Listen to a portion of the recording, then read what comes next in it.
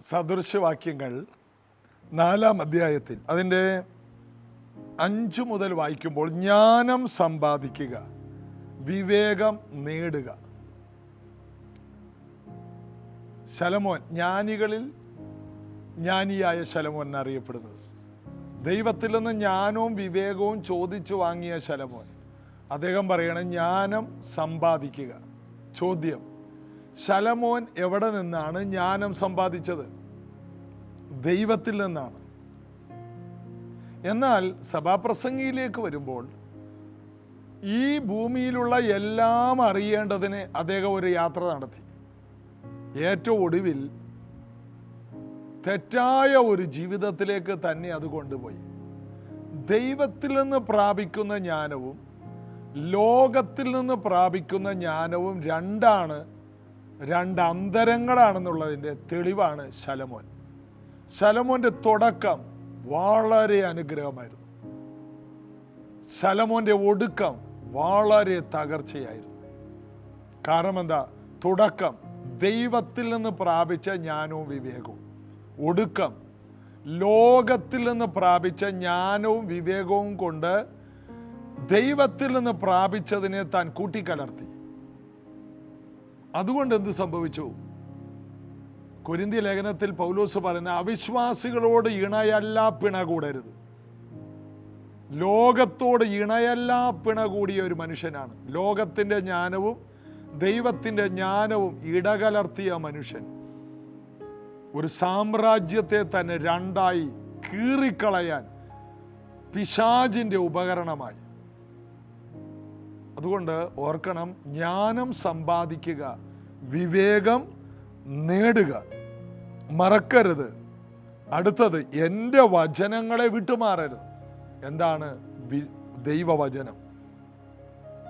അതിൽ പ്രിയം വെക്കണം. ദൈവത്തിൻ്റെ വചനത്തിൽ ഇരിക്കുന്നവർക്ക് മാത്രമേ ജ്ഞാനവും വിവേകവും ലഭിക്കൂ.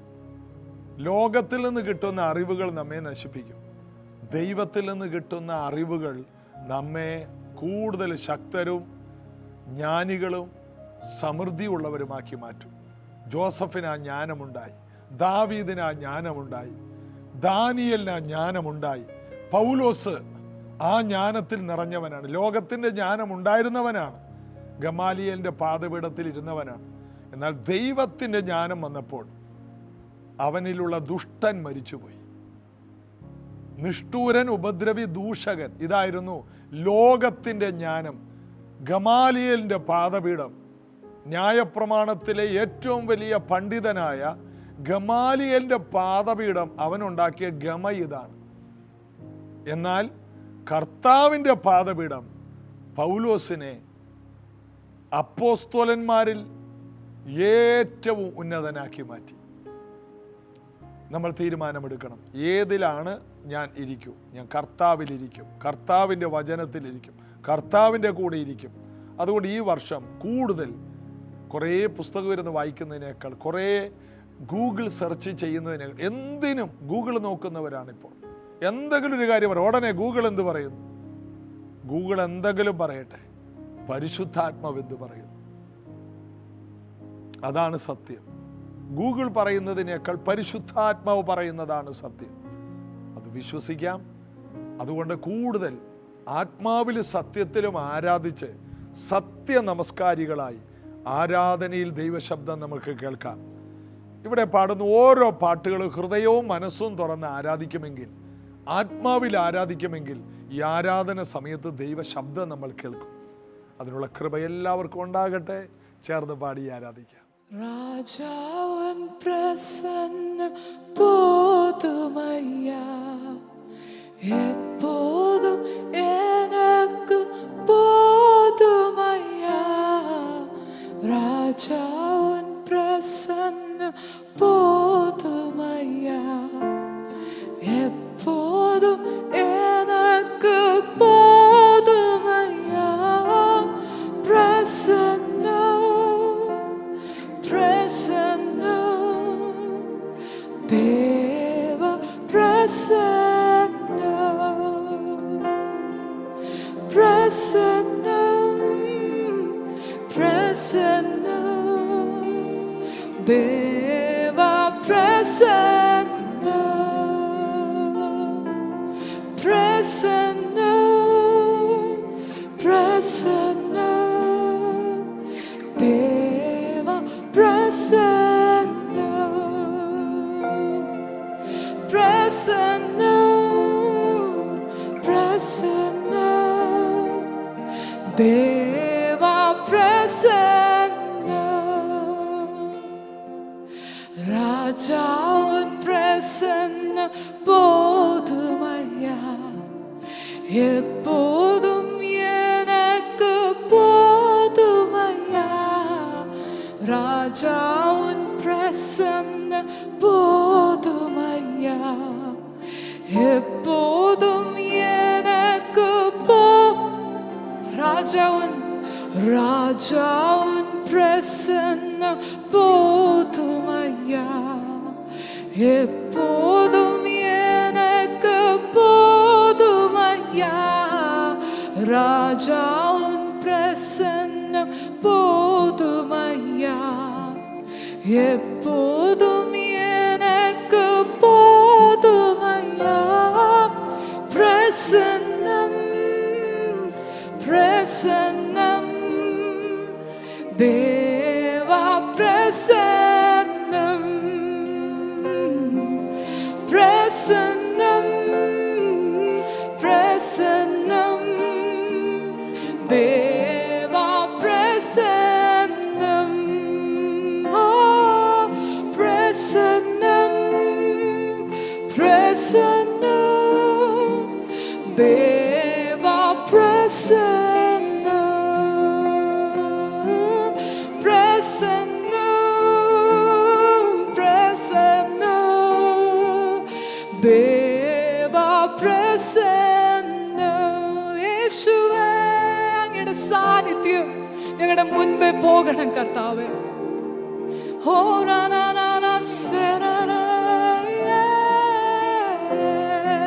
അങ്ങയുടെ സാന്നിധ്യമില്ലെങ്കിൽ ഞങ്ങളെ എവിടെ അയക്കരുത് അങ്ങയുടെ സാന്നിധ്യത്തെ വഹിക്കുന്നവരായി ഞങ്ങളെ തരുന്നു കർത്താവേ ഞങ്ങളുടെ ഭവനം ഞങ്ങളുടെ ദേശം ഞങ്ങളുടെ രാജ്യം ഈ ഭൂമി മുഴുവൻ അങ്ങയുടെ സാന്നിധ്യം കൊണ്ട് നിറയട്ടെ അങ്ങയുടെ മഹത്വം കൊണ്ട് നിറയട്ടെ യേശു അതിനായി ഞങ്ങളെ ഉപയോഗിക്കണമേ കർത്താവേ അങ്ങയുടെ സാന്നിധ്യം ഇല്ലാത്ത ഒരു നിമിഷം ഞങ്ങളിൽ ഉണ്ടാകരുത് പ്രസന്ന പ്രസന്ന ദേവാ പ്രസന്ന പ്രസന്ന പ്രസന്ന ദേവ പ്രസന്ന യെശയ്യാ പ്രവചനം 54 ഒരു വാക്യം വായിച്ചുകൊണ്ടാണ് നമ്മൾ ഈ കഴിഞ്ഞ ദിവസങ്ങളെല്ലാം തുടർന്നുകൊണ്ടിരിക്കുന്നത്. എന്താണ് 54 ഒന്ന് എന്താണ്? പ്രസവിക്കാത്ത മച്ചിയെ ഘോഷിക്കുക. അതായത് നിന്റെ ആഘോഷം നിന്റെ വീട്ടിൽ ഒതുങ്ങരുത്, നിന്റെ ദേശത്ത് ഒതുങ്ങരുത്. രാജ്യങ്ങൾ അറിയുന്ന ഒരാഘോഷമായി മാറണം. സാറയുടെ ആഘോഷം ഭൂമിയിൽ എല്ലായിടത്തും എത്തി. എന്താണ്? പ്രസവിക്കാത്ത മച്ചി. 90 വയസ്സായ കിഴവി പ്രസവിച്ചപ്പോൾ ഇനി അറിയാനാരുമില്ല. ഇനി അറിയാത്ത ആരെങ്കിലും ഉണ്ടെങ്കിൽ ഞാനിവിടെ ഇരുന്ന് വിളിച്ചു പറയുകയാണ്. അബ്രഹാമിൻ്റെ ഭാര്യയായ സാറ 90-ാമത്തെ വയസ്സിൽ അബ്രഹാമിനൊരു കുഞ്ഞിനെ പ്രസവിച്ചു. അവൻ വളർന്ന് വളർന്ന് വളർന്ന് വളർന്ന് ആകാശത്തിലെ നക്ഷത്രങ്ങൾ പോലെ ഇസഹാക്കിൽ നിന്ന് അനേകായിരം തലമുറകളും രാജാക്കന്മാരും വംശങ്ങളും വർദ്ധിച്ചു വന്നു.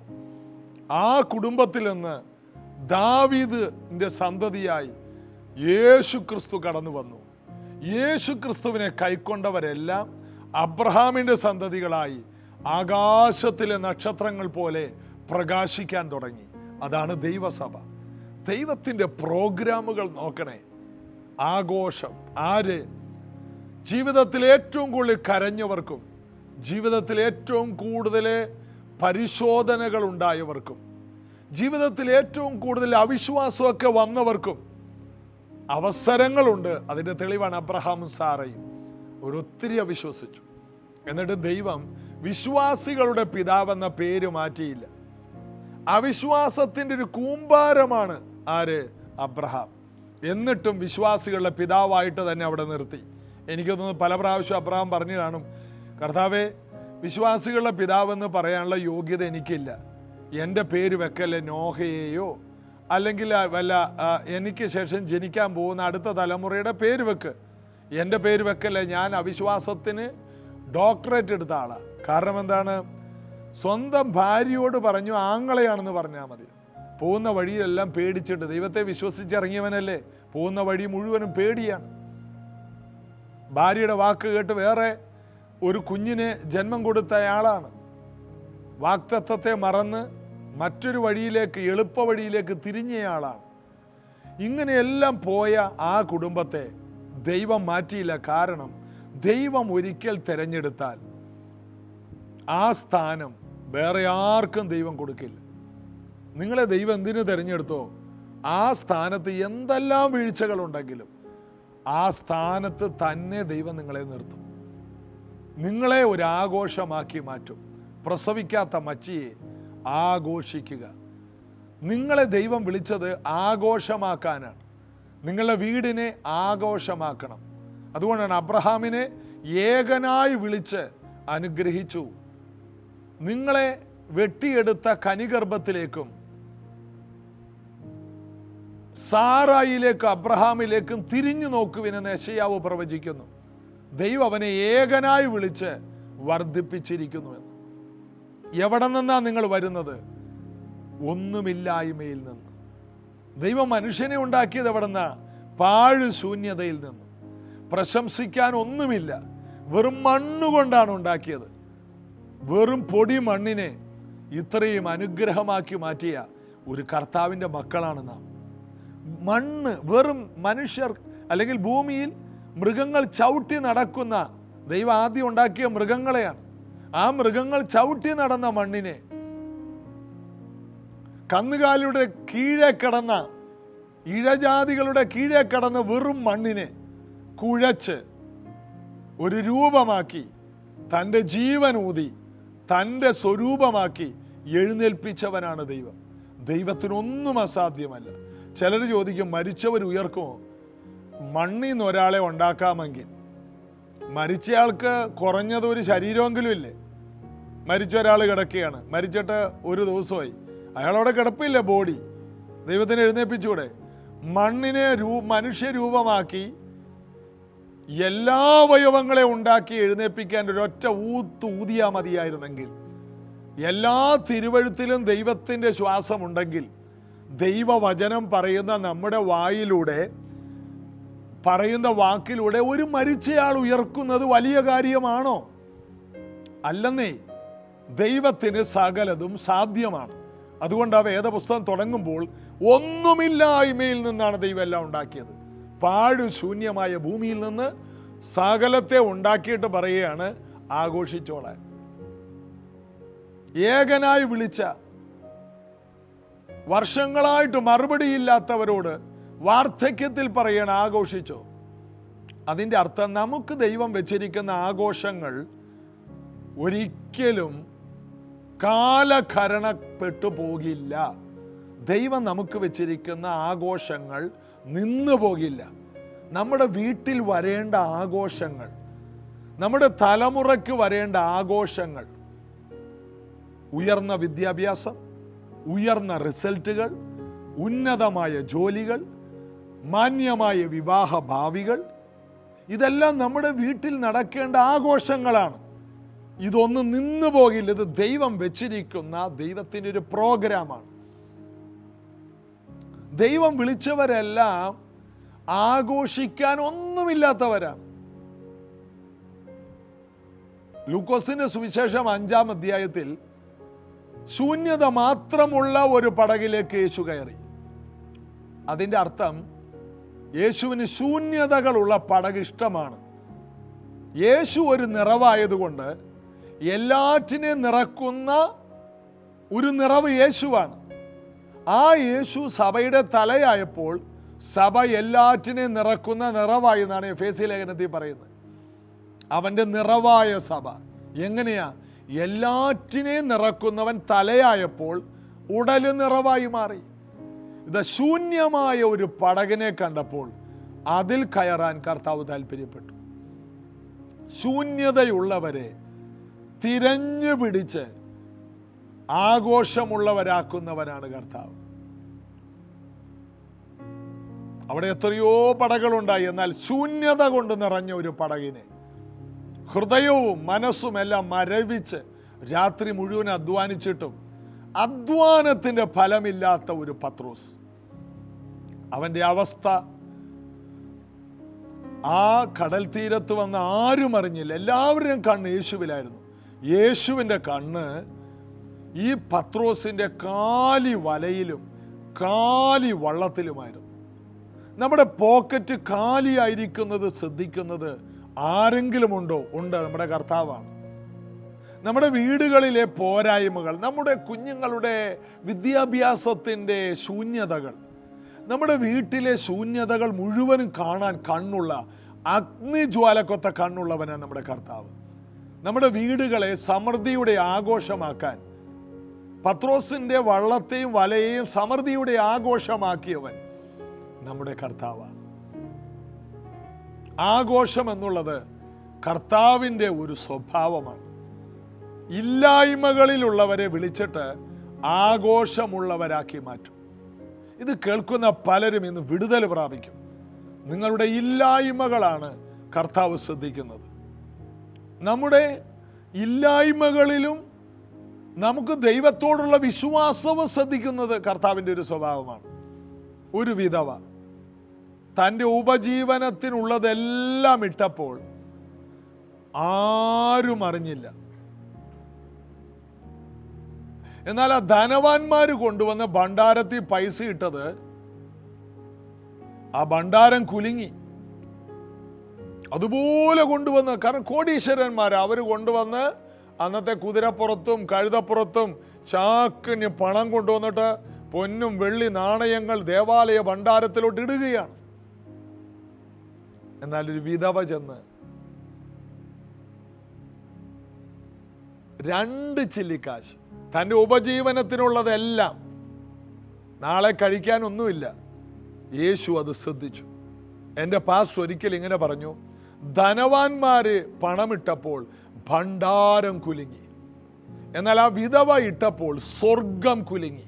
യേശു കുലുങ്ങി. യേശുവിനെ കുലുക്കുന്ന ഒന്നാണ് നമ്മുടെ ഫെയ്ത്ത്.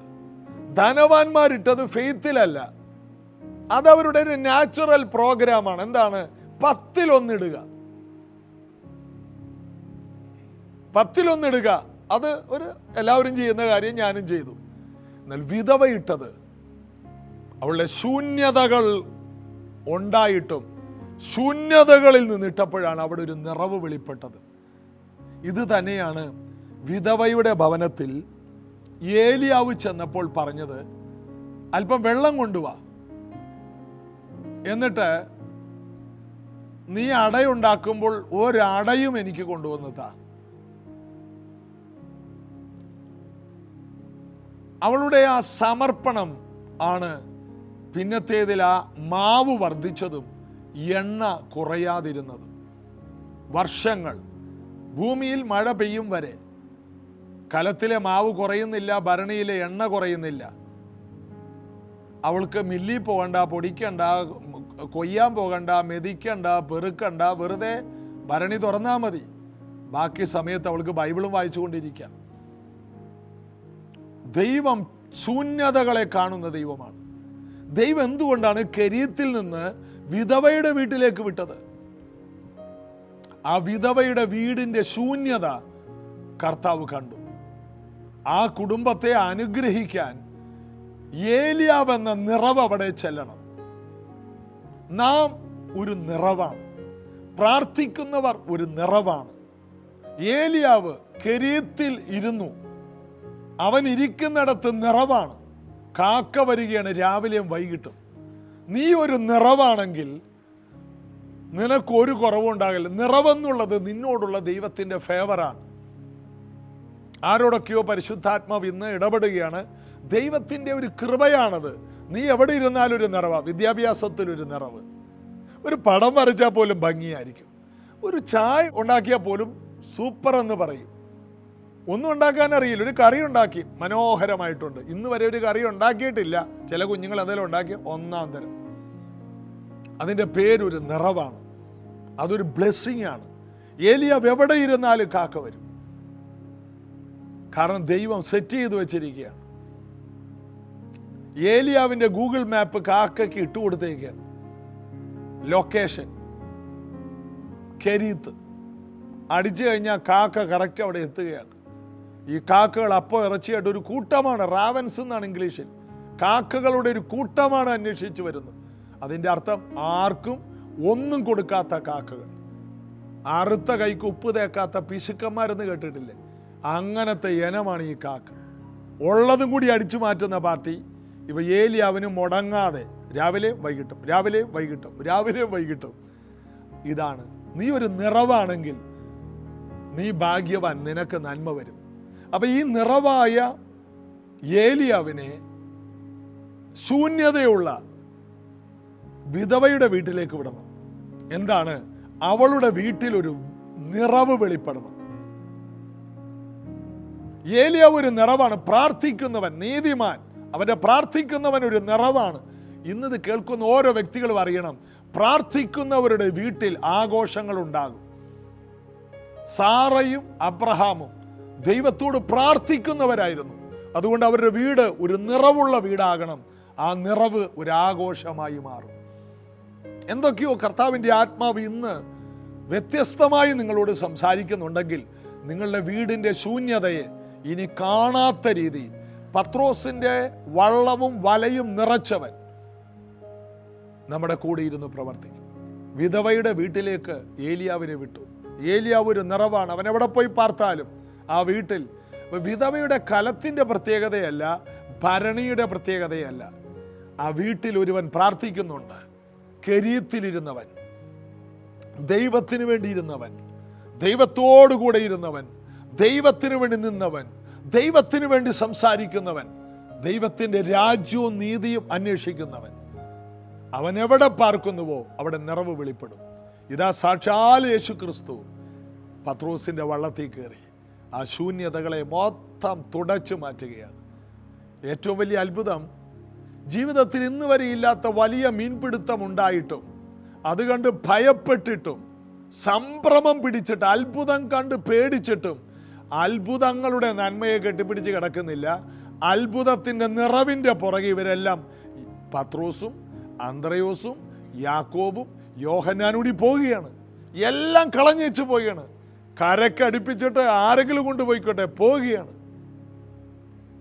നിറവിൻ്റെ പുറകെ പിന്തുടർന്നു. പിന്നത്തേതിൽ ഈ മീൻപിടുത്തക്കാരുടെ കാൽക്കൽ പൊന്നും വെള്ളിയും വീടും പറമ്പും വിറ്റ സമ്പത്ത്, വീടിൻ്റെ ആധാരം, ഡോക്യുമെന്റ്സ് എല്ലാം കാൽക്കൽ കൊണ്ടുവന്ന് വെച്ചിരിക്കുക. കാരണം ഇത് പോക്കറ്റിൽ ഇരിക്കില്ല, അത്രയും നിറവാണ്. കാൽക്കലായി. നേരത്തെ പോക്കറ്റിൽ ഇല്ലാതിരുന്ന സംഗതി ഇപ്പൊ കാൽക്കൽ വരികയാണ്. ഞാനും നിങ്ങൾ കർത്താവിൻ്റെ കാൽക്കലാണോ ഇരിക്കുന്നത്, സകല നന്മകളും നമ്മുടെ കാൽക്കൽ വരും. നാം കർത്താവിൻ്റെ മുമ്പിൽ കരഞ്ഞാൽ ലോകം നമ്മുടെ മുമ്പിൽ കരഞ്ഞുകൊണ്ട് വരും. നാം ലോകത്തിൻ്റെ മുമ്പിൽ കരഞ്ഞാൽ അയ്യോ നമുക്ക് കഷ്ടം. കർത്താവിൽ ആശ്രയിക്കുന്നവർ ഒരു നിറവായിരിക്കും. ഇതാ വിശ്വാസത്താൽ സാറയും വാഗ്ദത്തം ചെയ്തവനെ വിശ്വസ്തനെന്ന് എണ്ണുകയാൽ ദൈവം വിശ്വസ്തൻ പുത്രോൽപാദനത്തിനുള്ള ശക്തി പ്രാപിച്ചെന്ന് എബ്രായർ 11:11 പറയുന്നു. ശക്തി പ്രാപിച്ചു, നിറവ് പ്രാപിച്ചു. എന്ത് ചെയ്യണമോ, എന്ത് സംഭവിക്കണമോ, ഏത് നിറവ് പ്രാപിക്കണമോ അതിനുള്ള ശക്തി സാറ പ്രാപിച്ചു. ഈ ദിവസങ്ങളിൽ എന്താണ് നിങ്ങളാകാനുള്ളത്? അത് വിശ്വാസത്താൽ പ്രാപിക്കണം. വചനം വായിക്കണം, പറയണം, എനിക്ക് സംഭവിക്കും, എൻ്റെ ദൈവം അത് ചെയ്യും, എൻ്റെ ബുദ്ധിമുട്ടൊക്കെയും മഹത്വത്തോടെ തൻ്റെ ധനത്തിനൊത്തവണ്ണം ക്രിസ്തുവേശുവിൽ പൂർണ്ണമായും തീർത്ത് തരും. 2024 നിറവിൻ്റെ വർഷമാണ്, ആഘോഷങ്ങളുടെ വർഷമാണ്. പ്രസവിക്കാത്ത മച്ചിയെ ആർത്ത് ഘോഷിക്കുക. നിന്റെ വീട്ടിലെ ആഘോഷം ലോകമറിയും, നിന്റെ പ്രസിദ്ധി നാടറിയും. നിന്നിലൂടെ ദൈവം ചെയ്യുന്ന കാര്യം നാടറിയും. നിന്റെ കുടുംബത്തിൻ്റെ സാക്ഷ്യം നീ പറയണ്ട, നാട് പറയും. ഓബേദ്-ഏദോമിൻ്റെ സാക്ഷ്യം ഇപ്പോൾ രാജാവ് അറിഞ്ഞു, നാടറിഞ്ഞു. ഓബേദ്-ഏദോമ് പറഞ്ഞതല്ല, ദേശത്തറിയുന്ന ഒരു സമൃദ്ധി അവൻ്റെ വീട്ടിൽ വെളിപ്പെട്ടു. രാജ്യമറിഞ്ഞു, രാജാവ് അറിഞ്ഞു, നാടറിയുന്ന ഒരു ബ്ലെസ്സിങ് നിന്റെ മുൻപിലുണ്ട്. തക്ക സമയത്ത് ഉയർത്തുന്ന കർത്താവിൻ്റെ കൈക്കീഴെ താണിരുന്ന് ബലപ്പെടുക, പ്രാർത്ഥിക്കാം. യേശുവേ, യെശയ്യാവ് 54 ഒരു വാക്യത്തിൽ നിന്ന് ചില ദിവസങ്ങളായി ഞങ്ങളോട് ഇടപെടുന്ന കർത്താവേ, ഞങ്ങളോട് അങ്ങ് സംസാരിക്കുന്ന സ്നേഹത്തിനായി സ്തോത്രം. അങ്ങയുടെ വചനത്തിലുള്ള ബലവും കൃപയും, ഈ വചനം പറയുമ്പോൾ വെളിപ്പെടുന്ന നിറവും അഭിഷേകവും ഇത് കേട്ടുകൊണ്ടിരിക്കുന്നവരുടെ മേൽ വരുവാൻ വേണ്ടി ഞാൻ പ്രാർത്ഥിക്കുന്നു. വചനത്തിൻ്റെ നിറവുണ്ടാകട്ടെ, സൗഖ്യമുണ്ടാകട്ടെ. വചനത്തിൽ പറയുന്ന സകലവിധ അനുഗ്രഹങ്ങളും യേശു ക്രിസ്തുവിലൂടെ ഇത് കേൾക്കുന്നവരുടെ മേൽ വരട്ടെ. ആരോഗ്യ സമൃദ്ധി, സാമ്പത്തിക സമൃദ്ധി, വിദ്യാഭ്യാസ സമൃദ്ധി, എല്ലാ ആഘോഷങ്ങളും ഈ വീടുകളിൽ നാളുകളായി മുടങ്ങിക്കിടക്കുന്ന ആഘോഷങ്ങൾ ഈ വീടുകളിൽ പുനരാരംഭിക്കപ്പെടട്ടെ. നഷ്ടപ്പെട്ട ആഘോഷങ്ങൾ, പെരുന്നാളുകൾ, ഭൂമിയുടെ അറ്റത്തോളം ചിതറിപ്പോയി ഇസ്രായേലിനെ മടക്കിക്കൊണ്ടുവന്ന് വീണ്ടും അവർക്ക് ആഘോഷങ്ങളെ കൊടുത്തത് ഞങ്ങൾ തിരുവെഴുത്തുകളിൽ വായിക്കുന്നു. കർത്താവെ, അതുപോലെ അങ്ങിൽ നിന്ന് ചിതറിപ്പോയി അകന്നുപോയി ഈ മക്കളെ വീണ്ടും തിരിച്ച് കൊണ്ടുവന്ന് പിന്മാറ്റങ്ങളെ ചികിത്സിച്ച് ഇവരുടെ വീടുകളിൽ നടക്കേണ്ട ആഘോഷങ്ങളെ, ആർപ്പുകളെ വീണ്ടും ആരംഭിപ്പാൻ ഞങ്ങൾ ഒരുമിച്ച് അപേക്ഷിക്കും. എല്ലാ വീടുകളും ഉല്ലാസത്തിൻ്റെ, ജയത്തിൻ്റെ ഹോഷമുള്ള വീടുകളാകട്ടെ. ഈ നീതിമാന്മാരുടെ കൂടാരങ്ങളിൽ ആഘോഷങ്ങൾ ഉണ്ടാകട്ടെ. കുടുംബജീവിതം ആഘോഷമാകട്ടെ, തലമുറകൾ ഒരു ആഘോഷമാകട്ടെ. യേശുവിൻ നാമത്തിൽ പിതാവേ, ആമേൻ. ദൈവപ്രവൃത്തിയുടെ നാളുകളാണ് ഓരോ ദിവസവും. ജീസസ് എവരിഡേ എന്ന ഈ കൊച്ചു പ്രാർത്ഥനാ കൂട്ടായ്മ നിങ്ങൾ ഒരു ദിവസം പോലും നഷ്ടപ്പെടുത്തരുത്. മറ്റുള്ളവരോടും ഈ ദൂതുകളെക്കുറിച്ച് പറയുക. അവർ കേട്ട് ബലപ്പെടട്ടെ, ശക്തരാകട്ടെ. ഇന്ന് രാവിലെ 10:00 പ്രൈസ് ജനറേഷൻ ചർച്ചിൽ വെച്ച് ഒരു ഉപവാസ പ്രാർത്ഥനയുണ്ട്. നേരിട്ട് വരുന്നുവോ? കൂടുതൽ നിറവും അനുഗ്രഹവും നമുക്ക് പ്രാപിക്കാം. കർത്താവ് എല്ലാവരെയും അനുഗ്രഹിക്കട്ടെ. നാളെ ഇതേ സമയത്ത് നമുക്ക് ഒരുമിച്ച് കാണാം. God bless you.